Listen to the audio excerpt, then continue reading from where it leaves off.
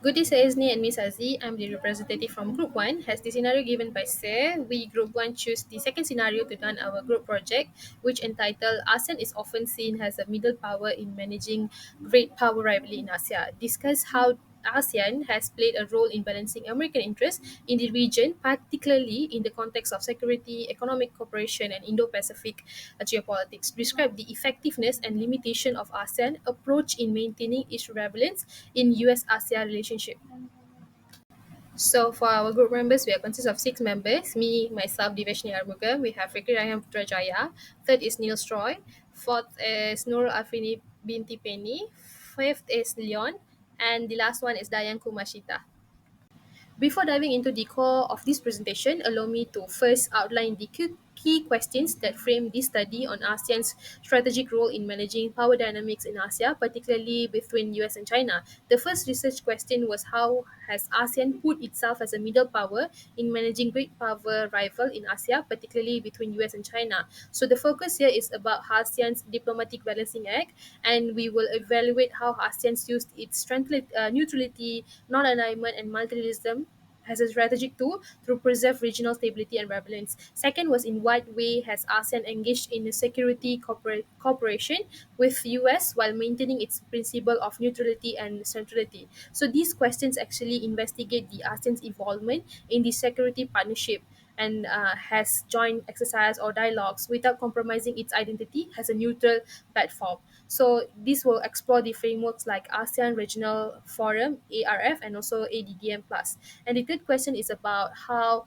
do economic ties between ASEAN and the United States reflect the ASEAN balancing strategy. So this question actually the shift to economic part where we will examine about the trade agreement, investment flows, and the strategic economic frameworks like Indo-Pacific Economic Framework (IPEF), where we highlight how ASEAN actually leverage economic engagement to the counterbalance of China's regional influence. And the fourth is about what is ASEAN's diplomatic role in shaping the Indo-Pacific geopolitical order and how does it influence American strategic interests in Asia. So these questions analyze how ASEAN's role in institutional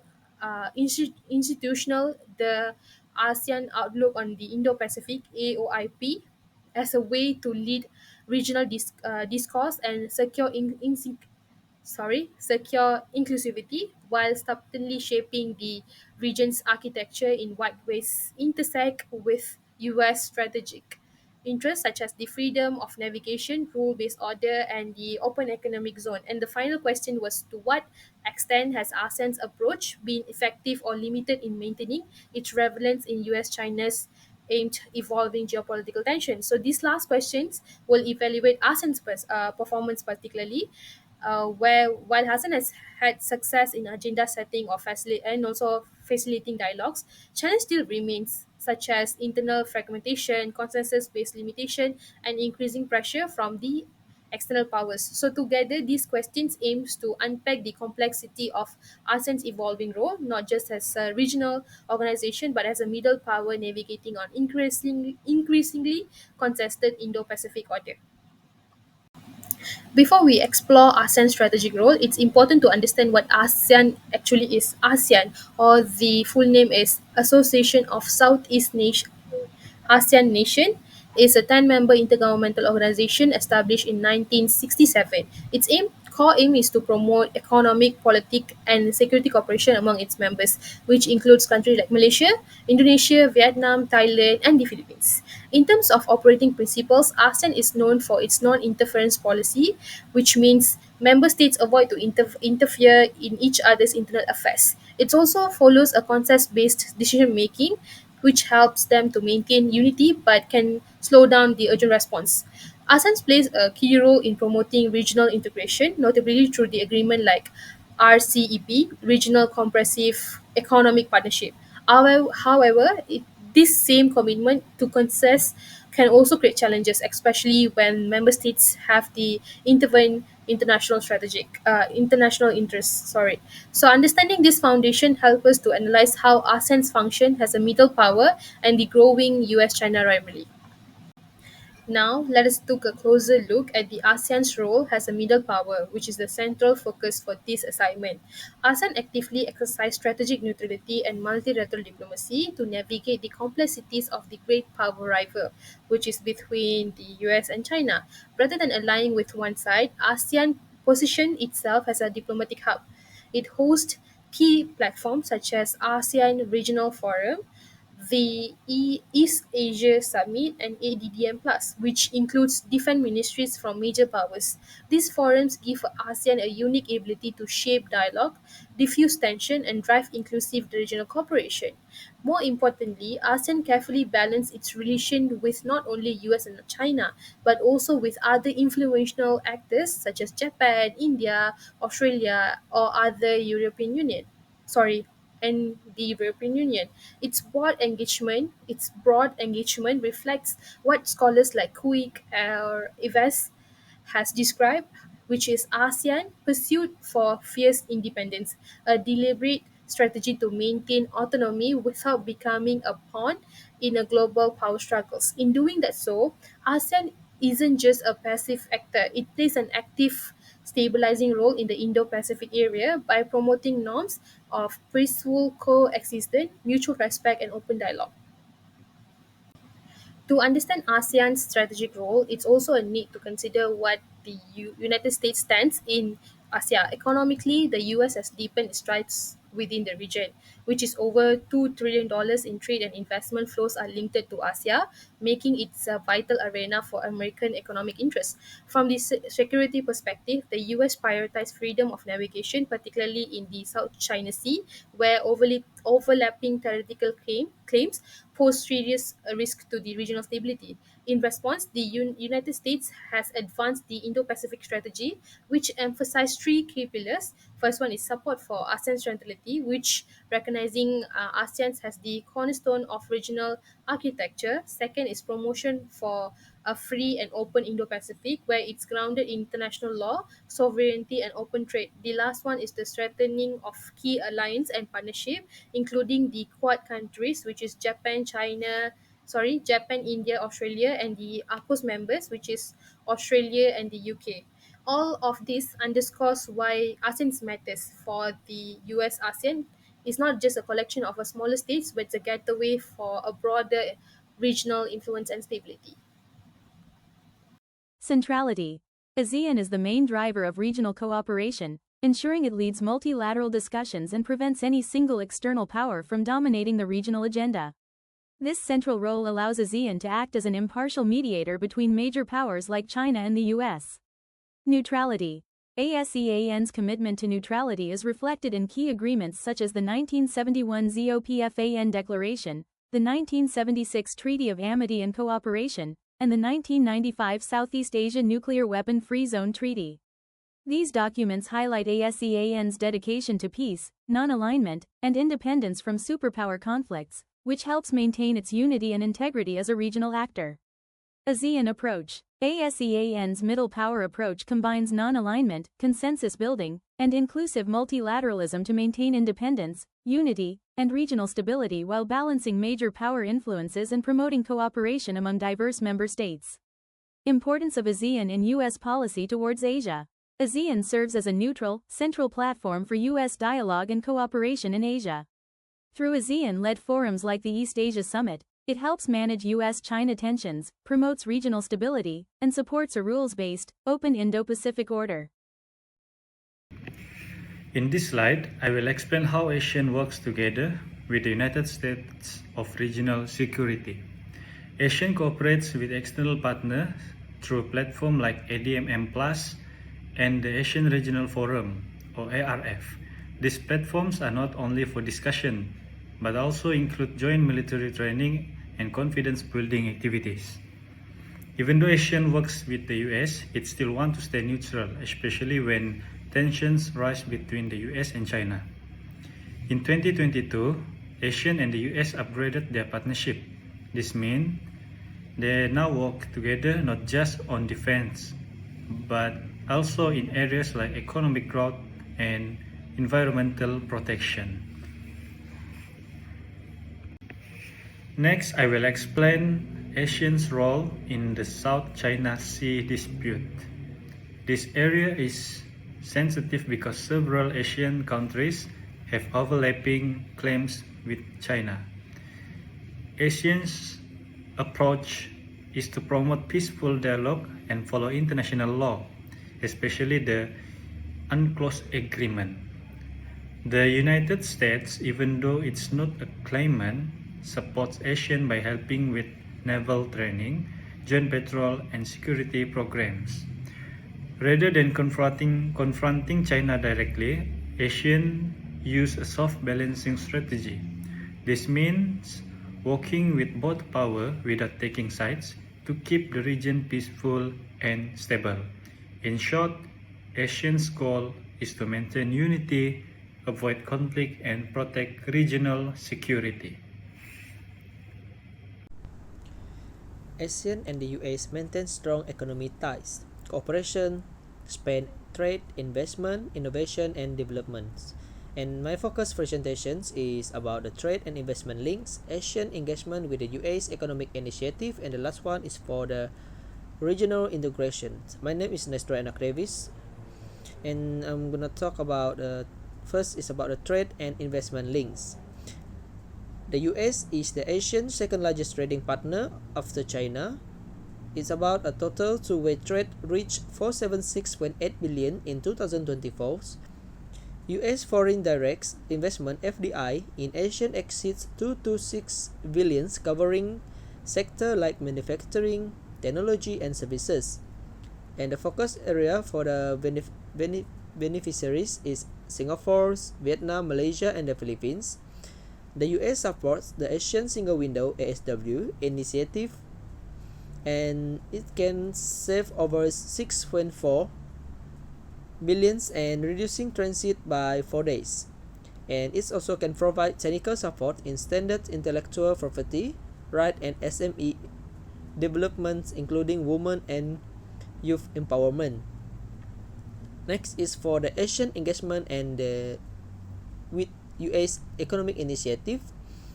ASEAN promote integrations through the Asian Economic Community AEC, enabling free flows of goods, services, investment, and labor. The US supports sector-specific dialogues, especially in ICT, aviation, and digital trade.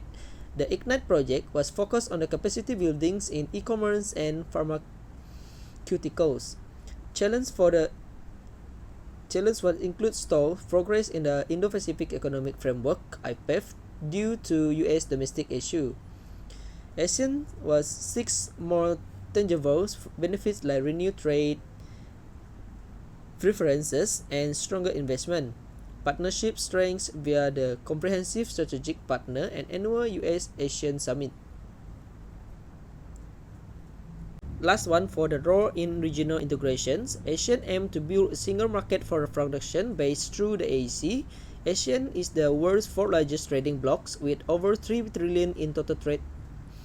The focus area is infrastructure development, transport, logistics, and digital, sectoral cooperation in energy, agriculture, and the digital economic. These efforts aim to boost resilience, innovation, and connectivity across the region. The Indo-Pacific is a region where big countries like the US and China compete for power. In the middle of these competitions, ASEAN plays an important role in keeping peace, building cooperations, and making sure no one is left behind. Hello, my name is Leon Henry, and today I will present about ASEAN in Indo-Pacific geopolitical.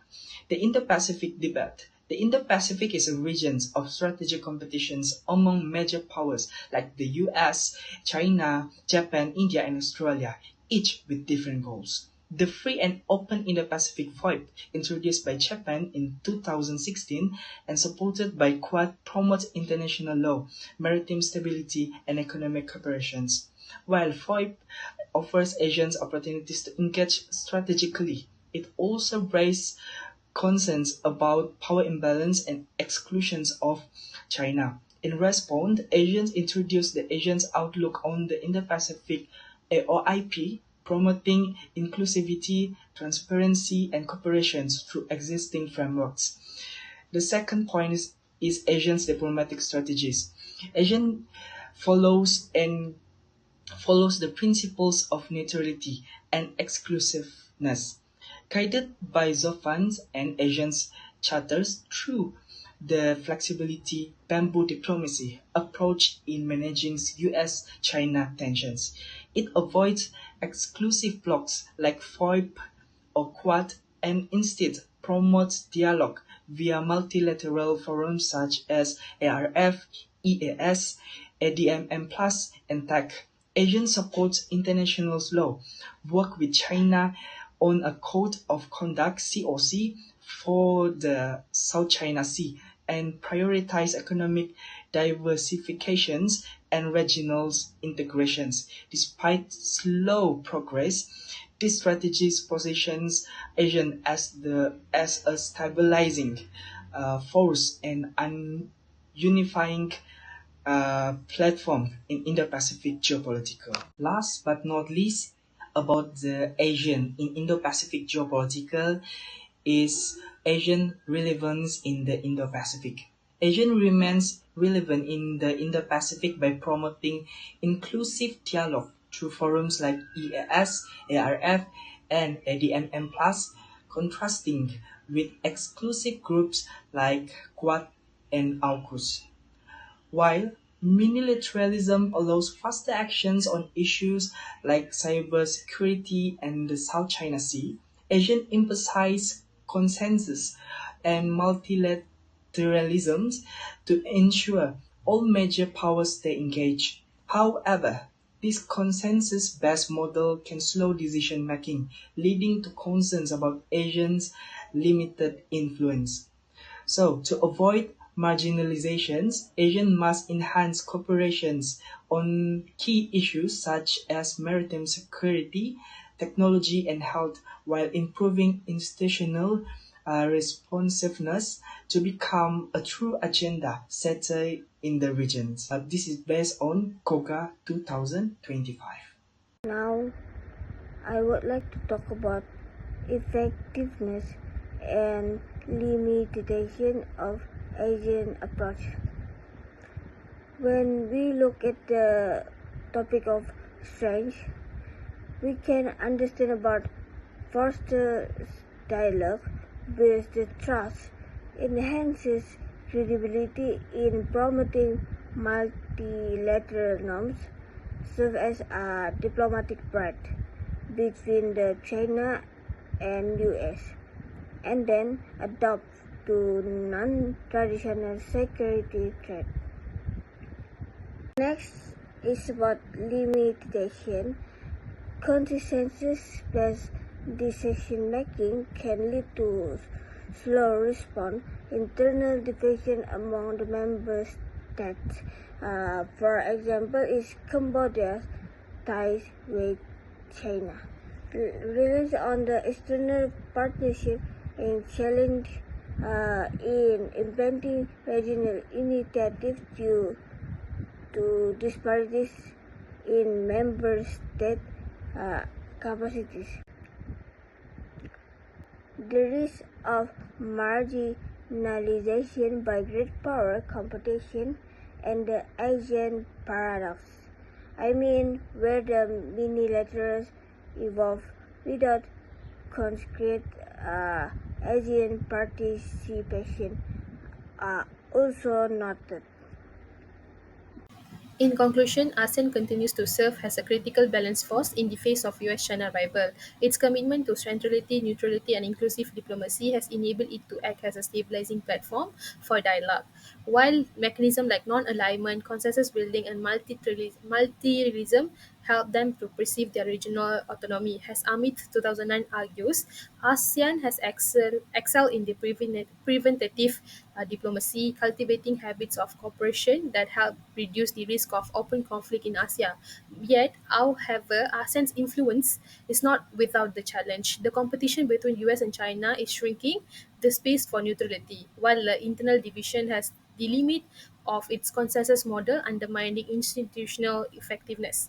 To maintain this relevance, ASEAN must evolve where it needs to strengthen the internal unity and enhance decision-making capacity, transition from the passive norm setting to strategic action, and assert a core voice on critical regional issues like South China Sea dispute and the Myanmar crisis. Above all, ASEAN's future depends on its ability to help shape a rules-based Indo-Pacific order, one that promotes peace, stability, and balanced engagement among all powers. By doing it this all, we think ASEAN remains not just a platform but a strategic player in US-China relation. And that's all from Group One. Thank you so much, sir.